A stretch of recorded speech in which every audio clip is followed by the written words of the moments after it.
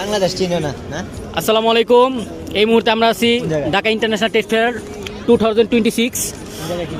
এখানে আমার এই মামার কাছে আসছি। কি অবস্থা মামা? সারাদিন ডিউটি শেষে কেমন লাগতেছে?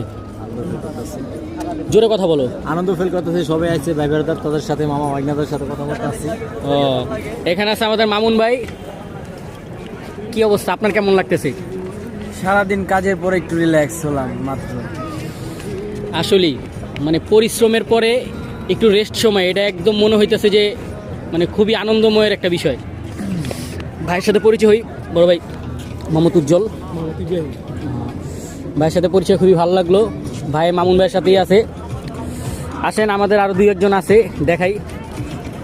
আর মেলার মাঠটা এখন কিন্তু খালি আছে, একদম টোটালি খালি, মানুষ একদমই কম।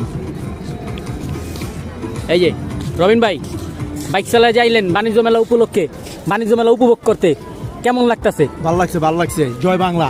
আচ্ছা, ঠিক আছে, জয় বাংলা। বাংলাদেশ আরও সুন্দর হোক, সামনে আরও ইন্টারন্যাশনাল এবং ডিজিটাল বাংলাদেশে পরিণত হোক। হ্যাঁ, কী অবস্থা, তোমার কেমন লাগতেছে? হুন্ডার পিছনে বয়া থেকে আইছো যে? কষ্ট কষ্ট কষ্ট?